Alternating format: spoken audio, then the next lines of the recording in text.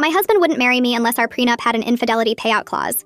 7 years later, I finally understood why. My husband had been acting strange for my entire pregnancy. Ever since my 3rd month, he'd been dropping hints about how I cheated to anyone who would listen. He told his golf buddies I'd been sneaking around. He told his mother I had secrets during our baby shower.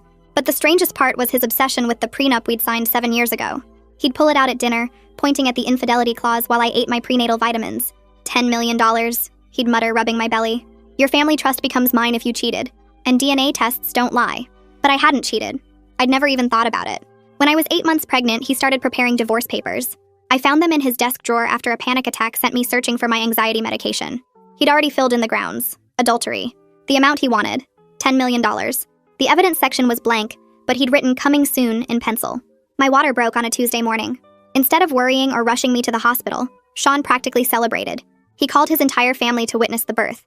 His lawyer was on standby outside the delivery room. He brought 3 cameras in with him. "This is going to be the best day of my life," he told the nurse while I screamed through contractions. "My wife's about to learn that choices have consequences." The nurse looked uncomfortable. I begged him to focus on our baby.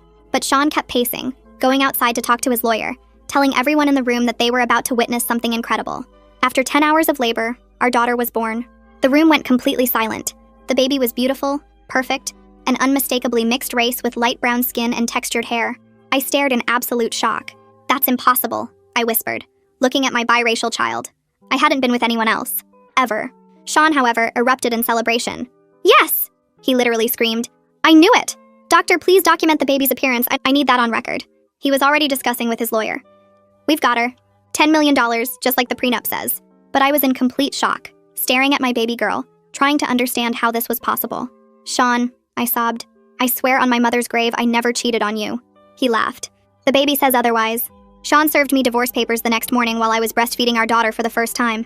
His lawyer read the terms out loud. "Based on clear evidence of infidelity, my client is entitled to $10 million from your trust fund."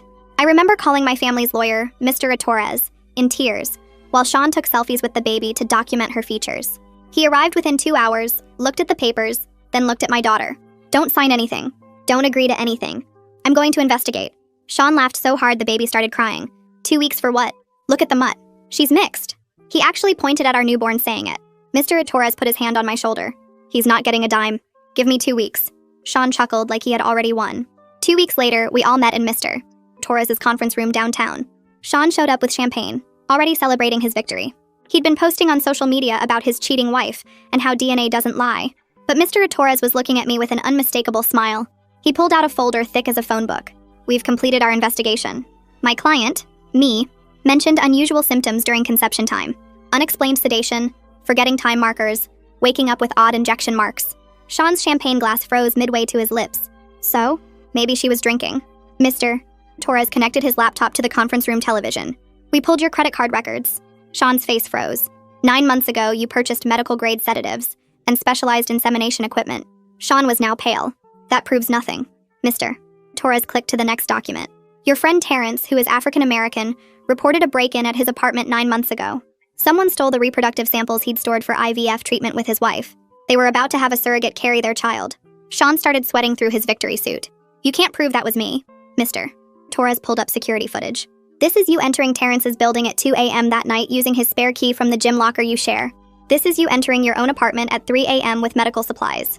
This is you entering your bedroom where my client was sleeping after you drugged her tea." The room was dead silent. Mr. Torres turned to face Sean directly. "You inseminated your own wife while she was unconscious with stolen genetic material to trigger your prenup's infidelity clause. That's assault. That's theft. That's fraud. The prenup is void. You get nothing. And you're going to prison for what you did to both Sarah and Terrence." Sean stood up and bolted for the exit. I thought we'd won. I had no idea Sean had a backup plan because he'd already mapped out every exit in the building weeks ago. Mr. Torres grabbed his phone and started barking orders to building security, while Sean bolted from his chair and sprinted toward the parking garage. I watched through the conference room windows as security guards rushed to lock down the main exits. Within minutes, they had every door covered, but Sean had vanished through a service entrance near the loading dock that nobody even knew existed. My baby started crying in my arms, and I realized I'd been squeezing her too tight. Mr. Torres was already on another call with the police describing Sean's height and weight and what he was wearing.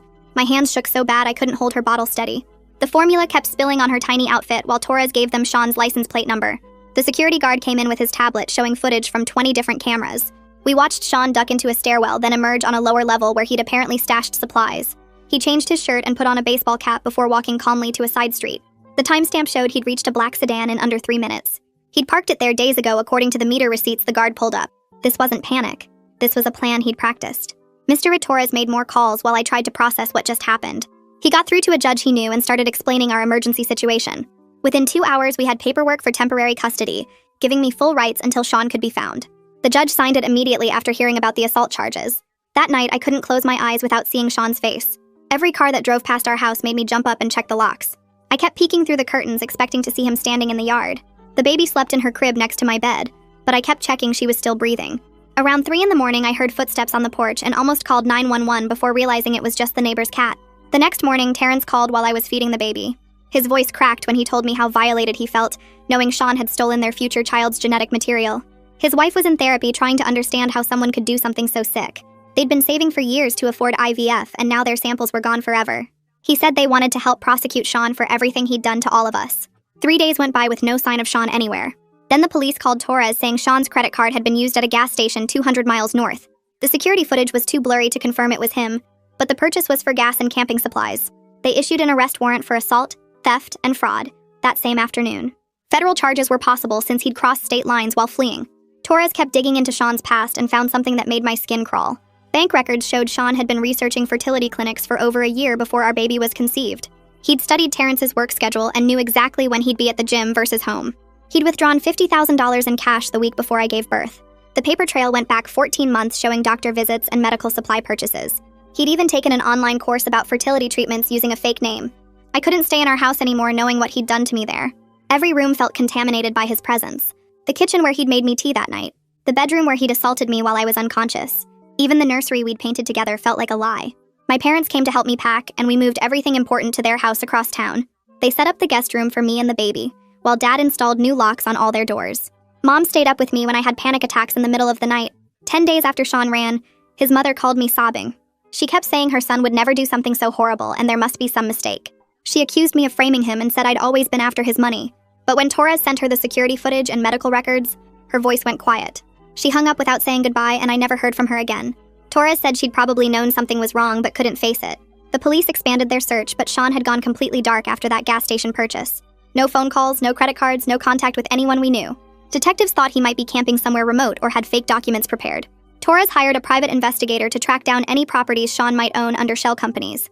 We discovered he'd been moving money around for months before the birth. He'd opened accounts under false business names and transferred funds offshore. Everything pointed to this being planned since before I even got pregnant. A week passed with no word from Sean until the bank called Torres about someone trying to access our joint investment account from a computer in Nevada. The bank's security team had flagged the login attempt immediately and frozen the account before any money could be moved. Torres contacted the FBI right away since Sean had crossed state lines while running from assault and fraud charges. That same afternoon, Miranda Winters from the prosecutor's office called to say she was taking over the case personally. She'd handled dozens of assault cases like mine and promised she'd push for the maximum charges once they caught Sean. I started getting these creepy calls from blocked numbers where someone would just breathe into the phone for 30 seconds, then hang up. It happened 5 times in 2 days, always when I was alone with the baby. Torres got the phone company involved and they traced the calls to different burner phones bought with cash around Phoenix.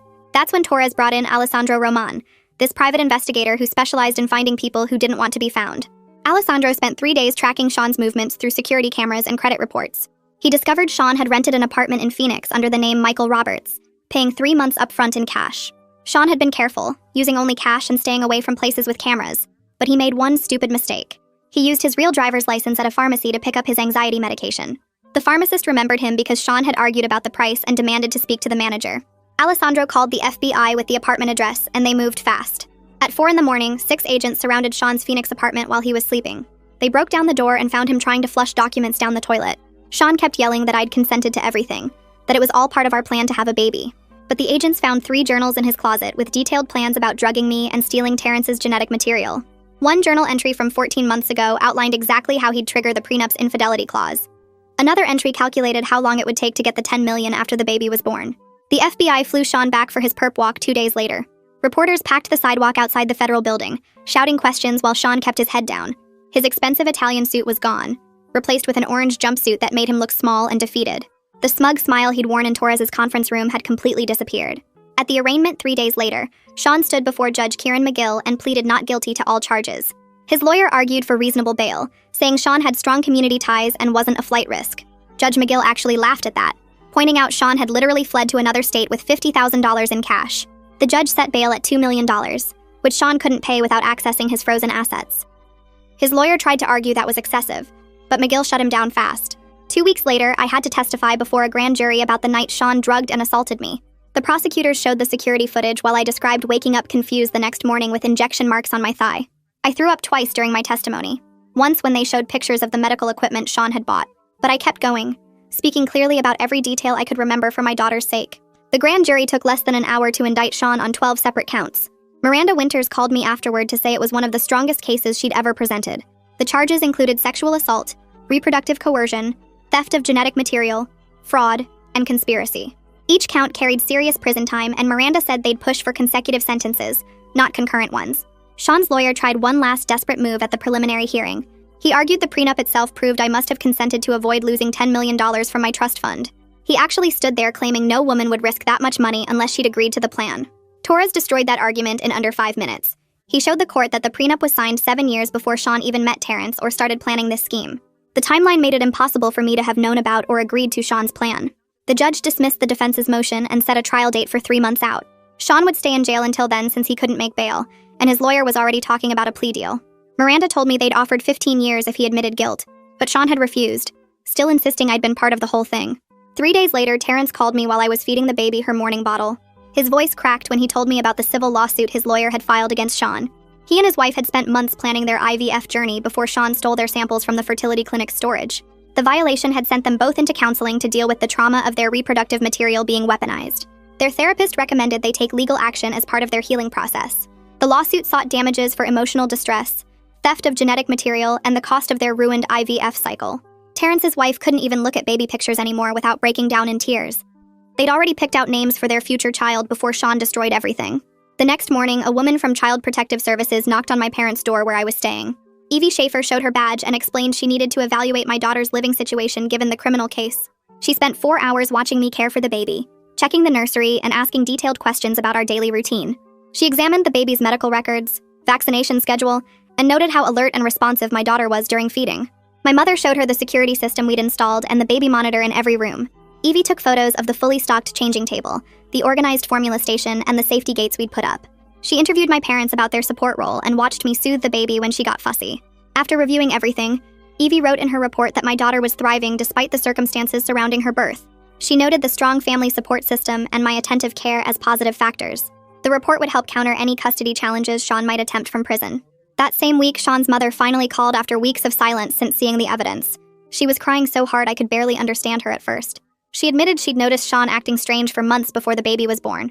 He'd been researching medical procedures online and had become obsessed with reading the prenup over and over. She'd found receipts for medical supplies in his car, but he'd told her they were for a friend. She remembered him asking odd questions about genetics and fertility treatments at family dinners. Now it all made horrible sense, and she felt sick for not recognizing the warning signs. She agreed to provide a statement to prosecutors about his behavior leading up to my pregnancy.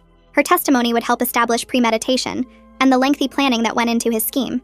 Meanwhile, my daughter had started smiling at 3 months old, her whole face lighting up when I sang to her.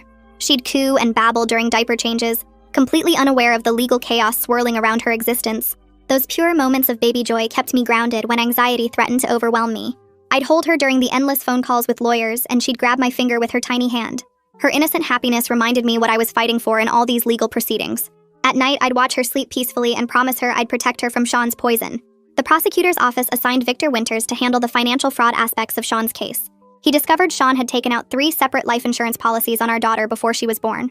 The policies totaled $2 million with Sean as the sole beneficiary if anything happened to the baby. Victor found evidence Sean had researched infant mortality rates and accidental death statistics while setting up the policies. He'd also opened investment accounts in the baby's name without my knowledge, planning to control her finances. The insurance companies immediately canceled the policies once Victor notified them of the criminal charges. This discovery added federal fraud charges to Sean's growing list of crimes, since he'd crossed state lines. Victor worked with the FBI to freeze additional accounts Sean had hidden from our marriage. The investigation kept revealing new layers of Sean's deception and financial manipulation. 2 weeks later, I had my first appointment with Bernadette Cook, a therapist who specialized in betrayal trauma. I spent the entire session crying while trying to explain how someone I'd loved could violate me so completely. Bernadette helped me understand that Sean's actions weren't my fault, despite his attempts to paint me as the villain. She explained how predators like Sean choose victims carefully and manipulate situations to maintain control. We worked through exercises to recognize the gaslighting he'd subjected me to for months. She taught me grounding techniques for when panic attacks hit during legal proceedings. Our sessions became a safe space where I could express rage without judgment. Bernadette validated my feelings of violation and helped me process the trauma of being drugged and assaulted. She reminded me that healing wasn't linear, and some days would be harder than others. Sean tried to fire his court-appointed lawyer the following week, filing a motion to represent himself. He claimed everyone was conspiring against him and only he could properly defend his innocence. Judge McGill held an emergency hearing where Sean ranted about being framed and persecuted. The judge calmly explained that given the serious federal charges, Sean needed proper legal representation. McGill denied the motion and warned Sean that disrupting his defense would only hurt his case. Sean's lawyer looked exhausted trying to manage his difficult client, who kept insisting on his innocence. The situation made headlines when a reporter connected our case to similar reproductive fraud cases nationwide. My phone rang constantly with interview requests from major news outlets wanting exclusive stories. I declined every single request, not wanting my daughter's face plastered across television screens. The media coverage put pressure on prosecutors to seek maximum sentences for these types of violations. Women's rights organizations started calling for stronger laws against reproductive coercion and assault. Mr. Torres used the media attention to file for divorce with a motion to void the prenup entirely. The family court judge reviewed the criminal evidence and agreed the prenup was invalid due to fraud. The ruling meant Sean couldn't claim any of my trust fund money, despite his elaborate scheme. The divorce proceedings moved quickly with Sean having no leverage from his jail cell. Within a month, the divorce was finalized with me receiving all marital assets and sole custody. Sean started writing letters from jail to our mutual friends, spinning wild stories about being set up. He claimed I'd seduced Terrence and orchestrated everything to steal his money and destroy his life. Most friends saw through his desperate lies and sent me the letters as evidence of his continued harassment. But a few people we'd known for years actually believed him and cut off all contact with me. Their betrayal stung, but I focused on the friends who stood by me through this nightmare. Detective Decker called me 3 days later while I was feeding my daughter breakfast.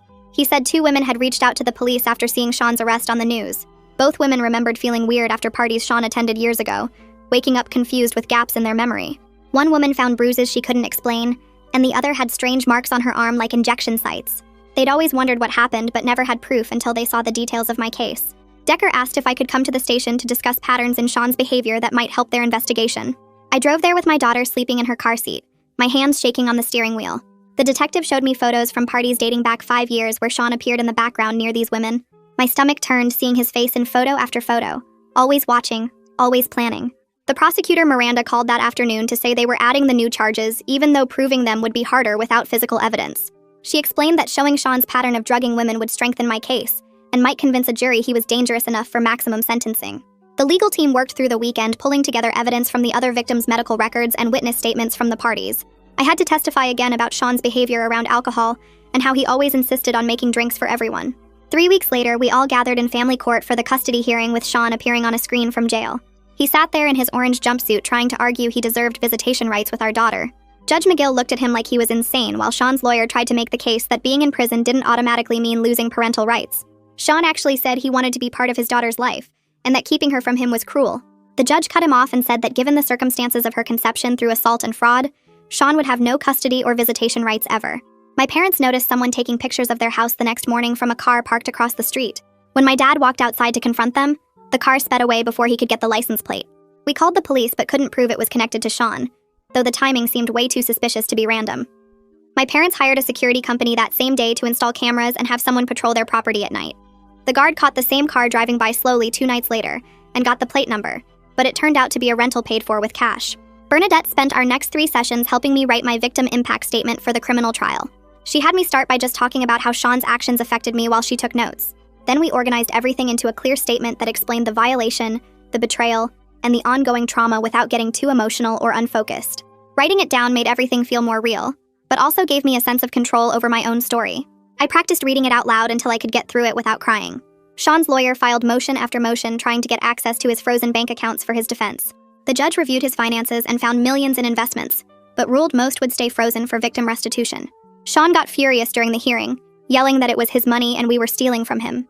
The judge reminded him that committing crimes meant facing financial consequences too. His lawyer looked exhausted, trying to calm him down. 6 months crawled by with endless legal meetings and court dates before Sean's lawyer finally convinced him to take a plea deal. The evidence was so overwhelming that going to trial would mean risking life in prison. Sean would plead guilty to all charges in exchange for 25 years. Plus, he'd have to register as a sex offender and pay restitution to all victims. Miranda called to tell me the news, and I just sat on my kitchen floor crying with relief that I wouldn't have to face a full trial. The sentencing hearing arrived 2 weeks later on a cold Tuesday morning. I wore the black suit Bernadette suggested would make me look strong and serious. The courtroom was packed with reporters, victims' advocates, and both families. Sean sat at the defendant's table in a suit that hung loose on him after months in jail. When the judge called for victim statements, I walked to the podium with my paper shaking in my hands. I looked right at Sean and read every word about how he drugged me, violated my unconscious body, stole my ability to conceive naturally, and tried to steal my inheritance through fraud. I described waking up confused those mornings 9 months before our daughter's birth, the injection marks I'd ignored, the trust he'd destroyed. I told the court how our daughter would grow up knowing her biological father was a predator who saw her as a tool for money. Sean stared at the table the whole time, his jaw clenched tight. When I finished and walked back to my seat, Terrence stood up to give his statement. His wife held his hand as he walked forward. Terrence's voice broke as he described finding out his stored genetic material had been stolen by someone he'd considered a friend. He talked about the violation of having his future child's DNA used as a weapon against an innocent woman. He explained how this destroyed his and his wife's plans for surrogacy, and left them afraid to try again. His wife sobbed quietly in the gallery as Terrence described their shattered dreams of parenthood. Judge McGill took a long pause after all the statements before delivering the sentence. He called Sean's crimes a calculated betrayal that violated the deepest trust between spouses and friends. The judge said he'd never seen such an elaborate scheme to defraud and assault someone. He sentenced Sean to the full 25 years with no possibility of early parole. Sean showed absolutely no emotion as the bailiff stood him up and cuffed his hands behind his back. He didn't look at me or Terrence or anyone as they led him out to start serving his sentence. The divorce hearing happened just 1 week later in the same courthouse where Sean had been sentenced. Mr. Torres handed me the final papers while the judge signed off on everything, giving me full custody and all our marital assets, since Sean couldn't claim anything from prison. The prenup Sean had obsessed over for months got shredded right there in the courtroom, and watching those pieces fall into the trash felt like watching poison leave my body. I listed our house with a realtor that same afternoon because I couldn't sleep in the bedroom where Sean had drugged and assaulted me. The realtor warned me about selling too fast in a bad market, but I didn't care about losing money. I just needed out of that place. Within 3 weeks, I'd found a smaller house across town in a neighborhood where nobody knew our story, where people wouldn't stare at me in the grocery store or whisper about the woman whose husband went to prison for reproductive assault. Moving day came on a rainy Thursday with my parents helping pack boxes while my daughter napped in her car seat. The movers kept asking about the empty spaces where Sean's things used to be, and I just told them we were downsizing. I carried my daughter into our new home and set up her crib first, then unpacked her toys and clothes before touching anything of mine. That first night in the new house, I actually slept through until morning without waking up in panic. A card arrived 2 days later from Terrence and his wife with a photo of them at an adoption agency. They wrote that they'd decided to pursue adoption instead of trying IVF again after what happened with their stolen samples. They said they didn't blame my daughter for any of Sean's crimes and wished us peace in our new life. I cried reading their words because I'd been so scared they'd hate us forever. My daughter started crawling around the new living room, exploring every corner and pulling herself up on furniture. One afternoon, she spotted her favorite stuffed rabbit across the room and took 3 wobbly steps toward it before falling on her bottom. I dropped the laundry basket I was carrying and scooped her up, crying happy tears while she giggled and reached for the toy. Those first steps in our new home felt like we were both learning to walk away from Sean's shadow. My phone rang one evening with a number I didn't recognize, and when I answered, a woman named Mila introduced herself as someone who'd been dating Sean before his arrest. She apologized for calling but said she'd found journals at his apartment when she was collecting her things. Journals where he'd written detailed plans about the insemination scheme months before doing it. She'd already given them to the prosecutors but wanted me to know she was sorry for not seeing the warning signs sooner. The civil lawsuits against Sean got settled using his frozen bank accounts and investment portfolio. Mr. Torres made sure money got set aside specifically for my daughter's future therapy and education, creating a trust that Sean could never touch even after prison. The judge awarded enough to cover any counseling she might need growing up plus 4 years of college. I started back at work part-time while my mom watched the baby 3 days a week. My coworkers had all heard about the case from the news, but they treated me normally, asking about my daughter and sharing their own parenting stories instead of bringing up Sean. Having a routine again, getting dressed for work, and focusing on spreadsheets and meetings helped me feel like a regular person instead of just a victim. Bernadette, the therapist the court had recommended, met with me twice a week in her office downtown. She helped me understand that the red flags I'd missed with Sean weren't my fault, that predators are experts at hiding their true nature. We worked through exercises to rebuild my ability to trust my instincts about people, talking through what felt safe versus what triggered my anxiety. She taught me breathing techniques for when memories of being drugged would suddenly hit me at random moments. My daughter's second birthday arrived on a sunny Saturday with just my parents, my sister, and 2 close friends in our backyard. She toddled around in a pink dress, more interested in the wrapping paper than the presents, chocolate cake smeared across her happy face. Looking at her playing with bubbles and laughing, nobody would ever guess she'd been conceived as a weapon in Sean's sick plan for money. She was just a normal, healthy toddler who happened to have beautiful brown skin and curly hair that I'd learned to style with YouTube tutorials. 3 days after the birthday party, a letter arrived from Sean's mother with shaky handwriting on expensive stationery. She wrote that she'd been replaying every interaction with her son, seeing all the signs she'd ignored or explained away over the years. She apologized for raising someone capable of such evil, and for not believing me at first when the truth came out. Inside the envelope was a check for $50,000 that she said was for my daughter's college fund, writing that it was the very least she could do after what her son had done to our family. I deposited the check but never wrote back because I didn't know what words could bridge that gap.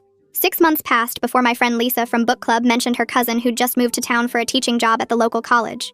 She showed me his picture on her phone while we were getting coffee after our Thursday meeting. He had kind eyes and a warm smile, nothing like Sean's calculated charm.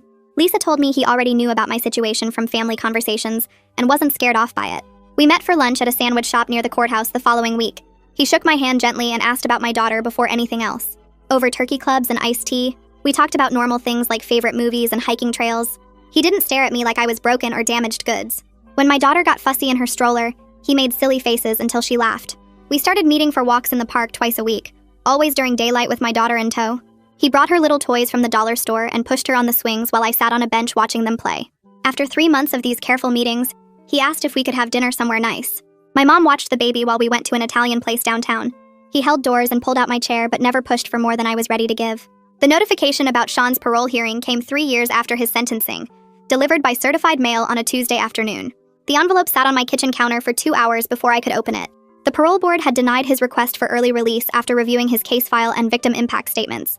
They cited his complete lack of remorse and the calculated predatory nature of his crimes against multiple victims. The decision meant he'd serve at least 5 more years before his next hearing.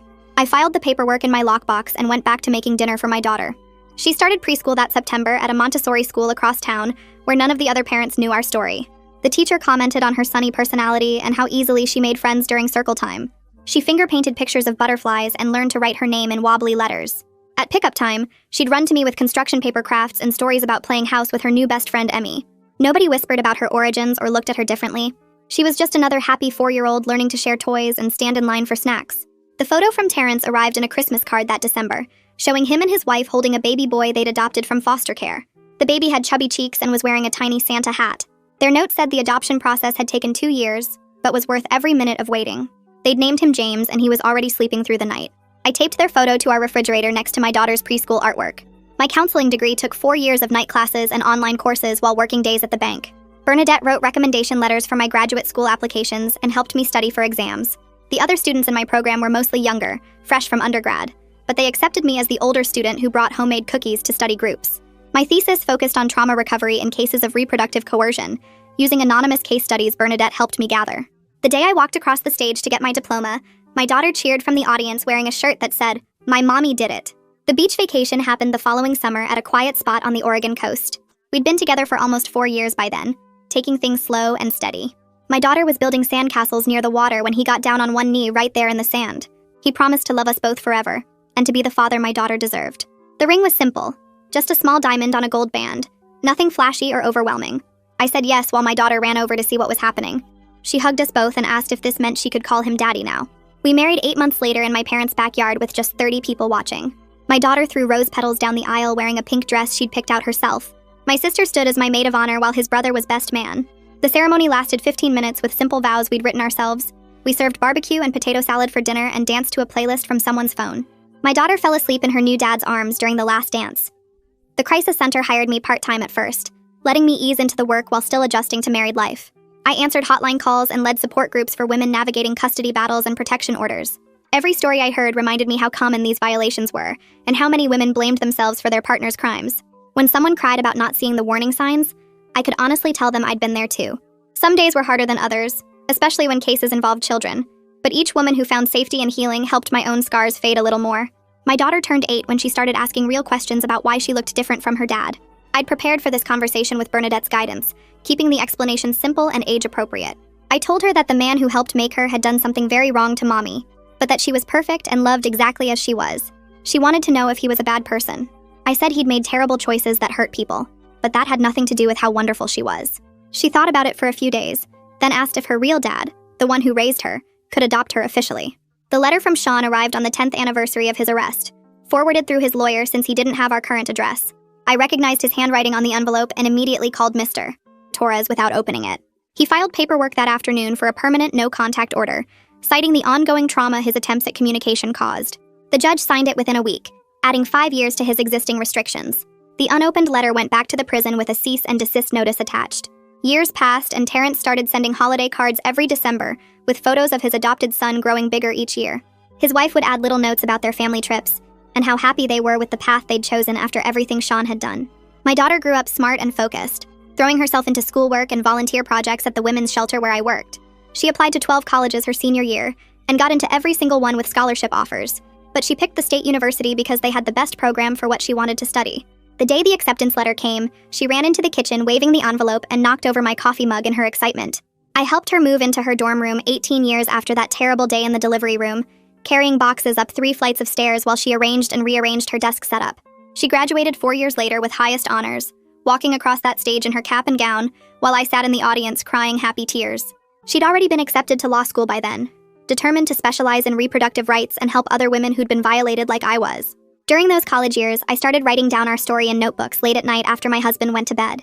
It took 3 years to finish the manuscript, and another year to find a publisher who understood why this story needed to be told. The book came out when my daughter was in her 2nd year of law school, and within 6 months it had helped push through new legislation in 3 states about reproductive assault.